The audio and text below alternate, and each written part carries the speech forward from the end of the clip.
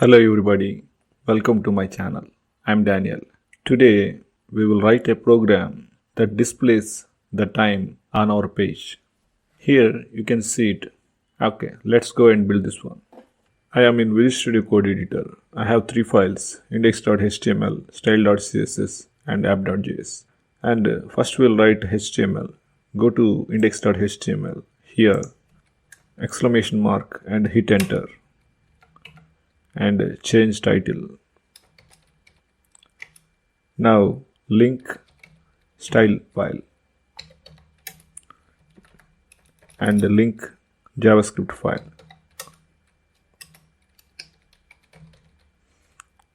Now inside body tag we'll create a container and inside this container we'll create a span tag which displays our time. I'm giving some ID, time text. Now save this file and go to the browser. See, this is our span. Now we'll style our markup. For that, on this tab, right click and select split right and select styles file. First we'll give some basic styles.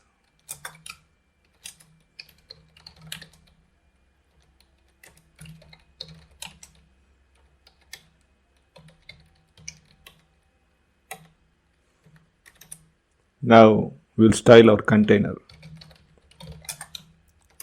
We will cover this container full viewport width and height. 100 viewport width and height 100 viewport height. Now we will make this container as flex container and justify content center, align items center. So our span is inside this container. It will be centered horizontally and vertically. First we'll save this file and go to the browser. See, it is centered. Now we will style this span. We gave ID, time text and font size 75 pixels and padding all sides 20 pixels.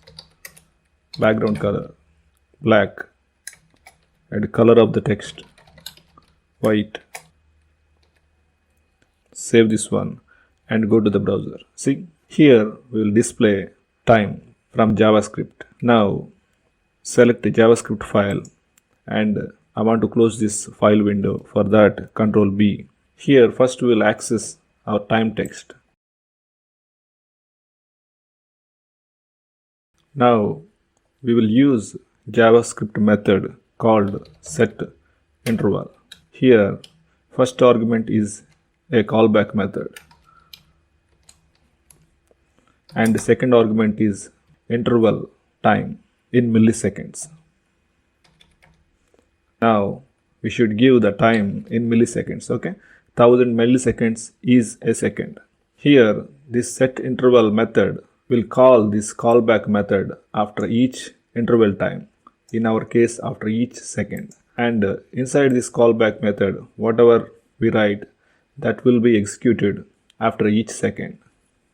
Now we will write our logic to display the time. First I will create a variable, instance variable of type date.